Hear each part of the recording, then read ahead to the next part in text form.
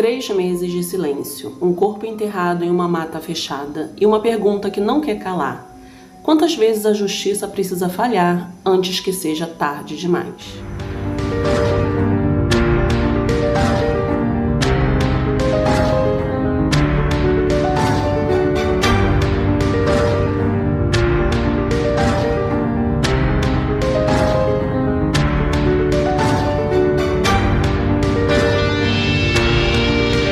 E aí, pessoal, se você está aqui buscando a verdade sobre crimes que chocam o Brasil e o mundo, você está no lugar certo. E atenção, se você acredita que a justiça do nosso país funciona, esse vídeo vai te fazer repensar tudo. Hoje vamos falar de um caso que expõe as feridas abertas do sistema brasileiro de proteção às mulheres. Um caso onde medidas protetivas viraram papéis sem valor, onde denúncias foram ignoradas, onde gritos de socorro ecoaram no vazio. E antes de começar, se você quer ver mais conteúdos como esse aqui, conteúdo que não tem medo de mostrar a realidade crua, deixa aqui o like agora. Se inscreve aqui no canal e ativa o sininho, porque esse caso vai te deixar sem palavras. O nome dela era Fernanda Silveira de Andrade. Ela tinha apenas 29 anos, era arquiteta, tinha sonhos, tinha uma família que a amava e, acima de tudo, ela tinha medo. Medo justificado, porque Fernanda sabia exatamente quem poderia tirar sua vida. E o pior, o Estado também sabia. Serra Negra, interior de São Paulo, a 142 quilômetros da capital. Uma cidade tranquila, conhecida por suas águas termais e qualidade de vida. Foi nessa cidade que Fernanda Silveira de Andrade nasceu e cresceu. Aos 29 anos, Fernanda era uma jovem arquiteta com toda a vida pela frente. Profissional dedicada, filha amada, uma pessoa que deveria estar vivendo os melhores anos da sua vida. Mas a vida de Fernanda estava longe de ser tranquila, porque Fernanda vivia sob a sombra de um terror constante. Um terror que tinha nome e sobrenome. Elhanan dos Santos Barbosa, de 25 anos. Seu ex-namorado, seu agressor e seu futuro assassino. E aqui vai o primeiro absurdo desse caso. Fernanda não morreu porque o sistema não sabia do perigo. Ela morreu apesar do sistema saber. Fernanda, arquiteta de 29 anos, conheceu Elhanan em um contexto comum e aparentemente banal, uma obra.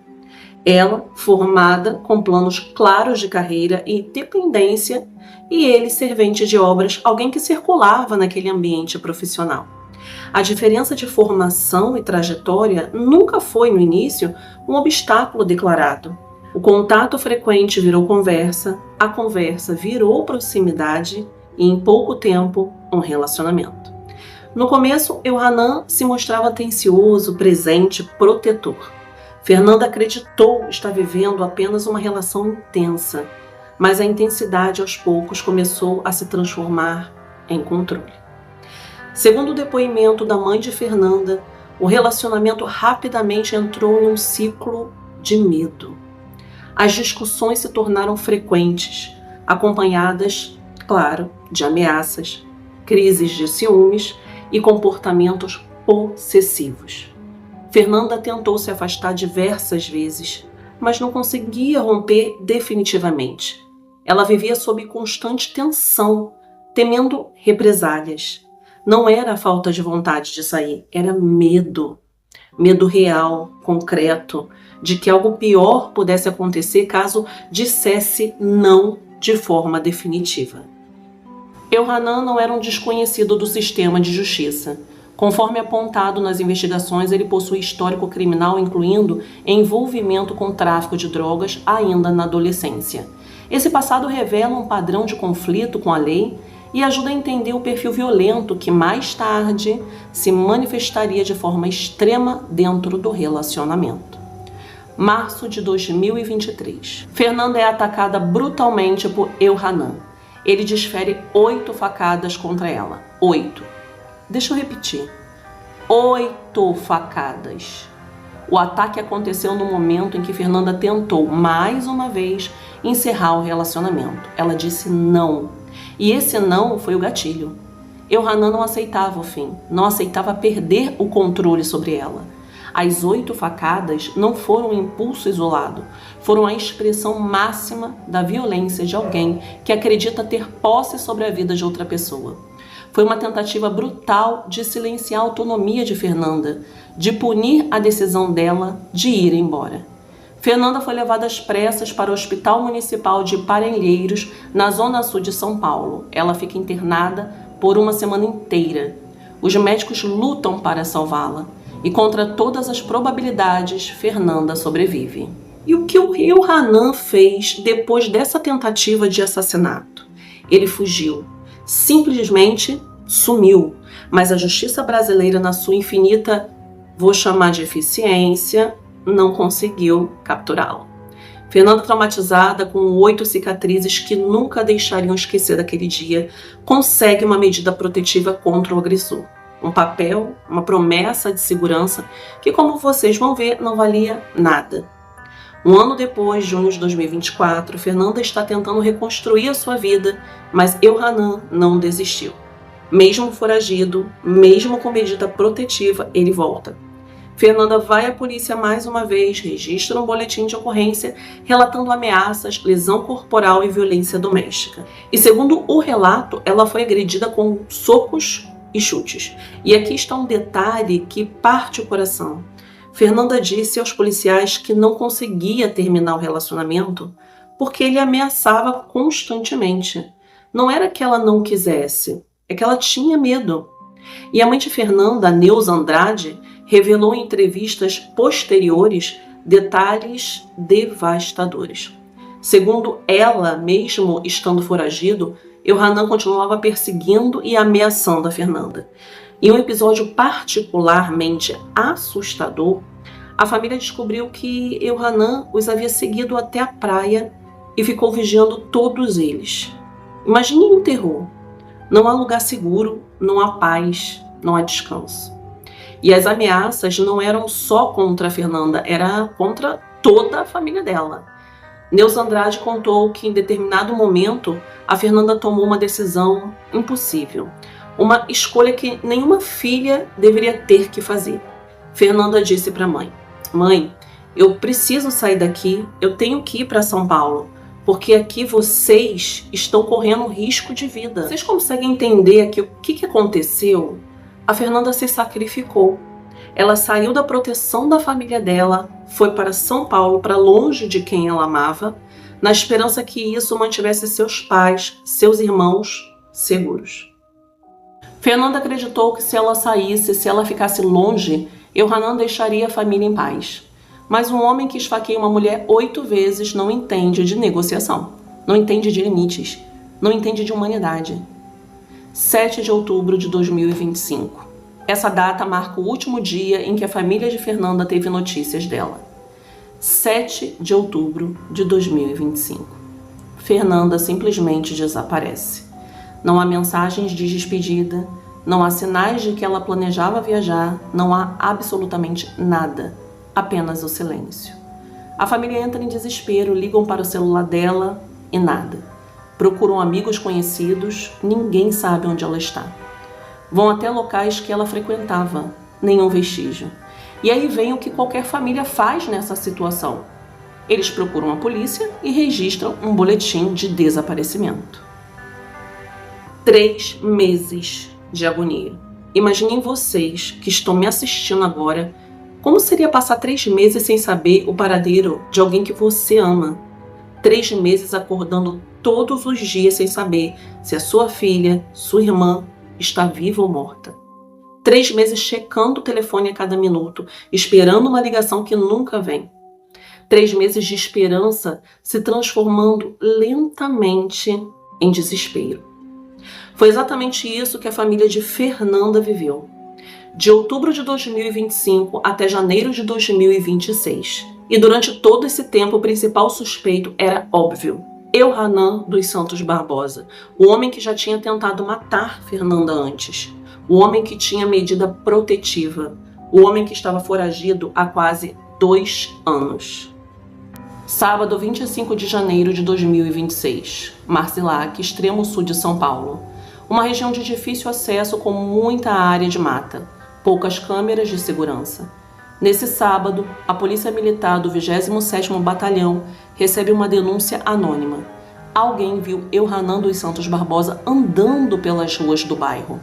Os policiais agem rápido, fazem a abordagem e lá está ele, o homem foragido há quase 2 anos, o homem procurado pelo desaparecimento de Fernanda.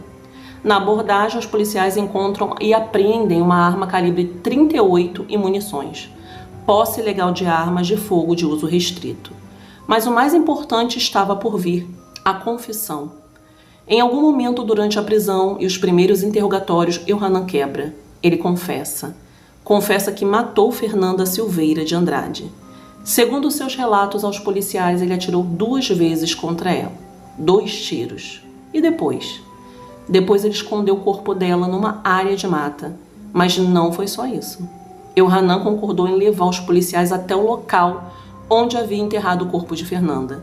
E é aqui que a história fica ainda mais sombria. Os policiais militares seguiram Elhanan até uma área de mata fechada em Marzelari, na região de Parelheiros. Não era uma trilha comum, era um local isolado, sem câmeras de segurança, longe de vias movimentadas. Um lugar que, nas palavras dos próprios policiais, só quem mora na região conhece. A equipe de reportagem que cobriu o caso descreveu o trajeto. Os policiais tiveram que caminhar entre 15 a 20 minutos por dentro de uma mata densa. Não havia trilha definida, era basicamente vegetação fechada. Durante todo o percurso, os policiais marcaram o caminho com fitas zebradas, aquelas fitas de isolamento de áreas de crime, para conseguirem retornar. Então, depois de quase 20 minutos de caminhada pela mata, eles chegaram. E o que eles encontraram?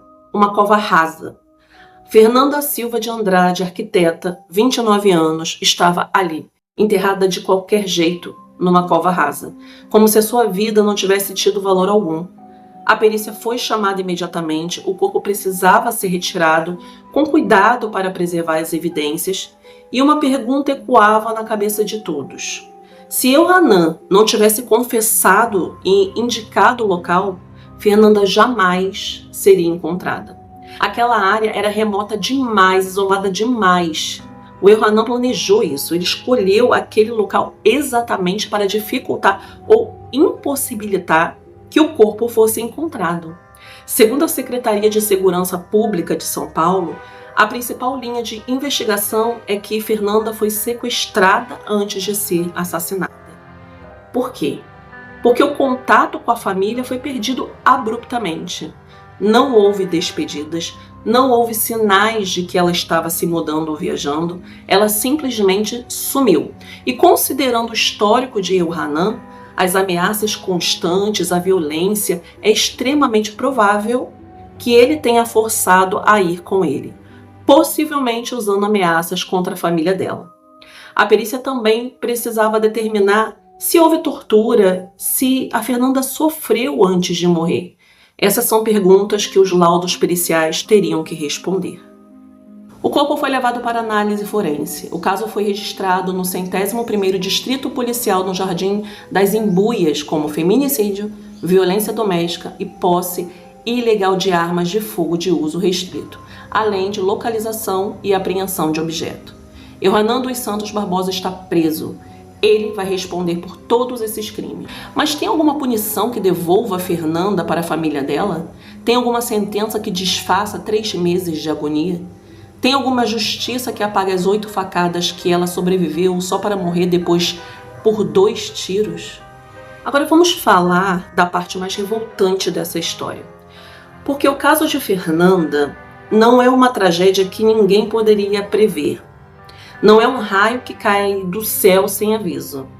Não é um acidente inexplicável. O assassinato de Fernanda foi anunciado com antecedência e várias vezes. Vamos listar os sinais que foram ignorados. Sinal 1. A tentativa de feminicídio de 2023. Em março de 2023, Elhanan esfaqueia Fernanda 8 vezes. Ela fica uma semana hospitalizada. Ele deveria ter sido preso imediatamente e mantido preso. Mas o que aconteceu? Ele fugiu. E ficou foragido por quase 2 anos. Como é possível que um homem que tentou matar uma mulher com 8 facadas fique foragido por tanto tempo? Como? Sinal 2. As medidas protetivas.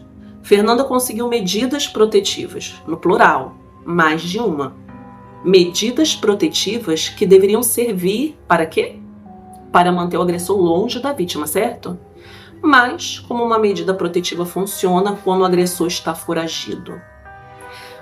Quando a polícia não consegue ou não prioriza prendê-lo.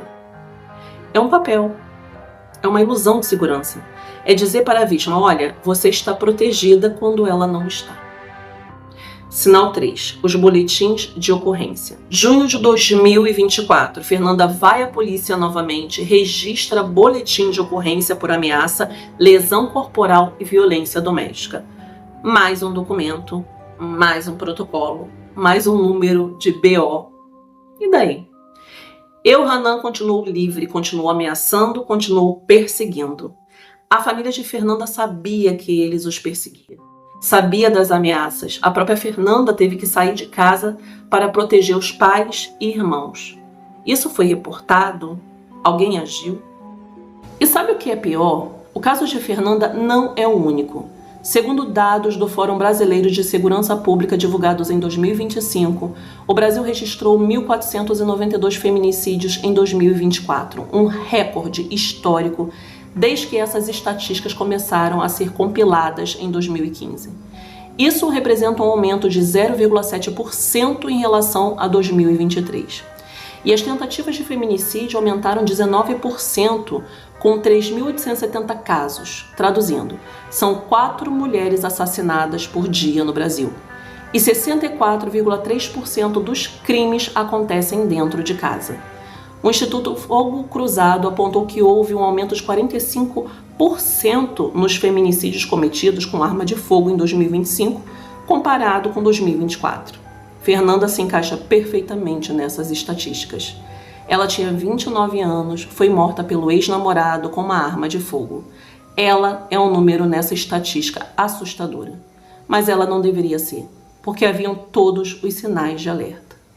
Eu vou falar aqui um trecho do que a mãe da Fernanda, Neuza Andrade, disse em entrevista. Ela falou assim: toda vez que ela queria terminar o relacionamento, ele ameaçava ela de morte.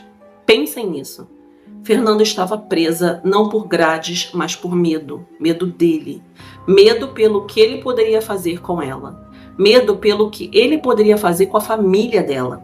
E quando ela finalmente tomou coragem, quando ela conseguiu se afastar, quando ela fez tudo o que o sistema mandou ela fazer, boletim de ocorrência, medida protetiva, denúncias, o sistema falhou com ela. A família de Fernanda passou 3 meses em agonia, 3 meses procurando, 3 meses esperando. E agora? Agora eles têm o corpo dela. Podem finalmente dar a Fernanda um enterro digno, uma despedida como ela merece. Mas e a justiça? A justiça já foi feita quando Fernanda foi esfaqueada 8 vezes e o agressor fugiu? Foi feita quando ela pediu proteção e o sistema deu apenas papel? Foi feita quando ela desapareceu e demorou 3 meses para encontrarem seu corpo? Não. A justiça não foi feita. Prender Hanan agora é o mínimo. É a obrigação básica do Estado, não é justiça. É o que deveria ter sido feito há 2 anos atrás. Vamos ser muito claros aqui. O caso de Fernanda Silveira de Andrade não é sobre um criminoso que conseguiu burlar o sistema. É sobre um sistema que falhou repetidamente em proteger uma mulher que pediu por proteção. Quando uma mulher sobrevive a 8 facadas e o agressor consegue ficar foragido por quase 2 anos, o sistema falhou. Quando uma mulher tem medidas protetivas, mas o agressor continua livre para ameaçar e perseguir, o sistema falhou. Quando uma mulher precisa se afastar da própria família para tentar protegê-los de um homem violento, o sistema falhou. E mesmo quando essa mesma mulher é sequestrada e assassinada, mesmo com todo esse histórico conhecido pelas autoridades, o sistema não falhou. Ele foi cúmplice. A pergunta que não quer calar: Quantas Fernandas mais vão precisar morrer para que as medidas protetivas deixem de ser papéis vazios? Quantas mulheres mais vão precisar ser esfaqueadas, baleadas, enterradas em covas rasas para que a gente perceba que urgência é a palavra-chave aqui?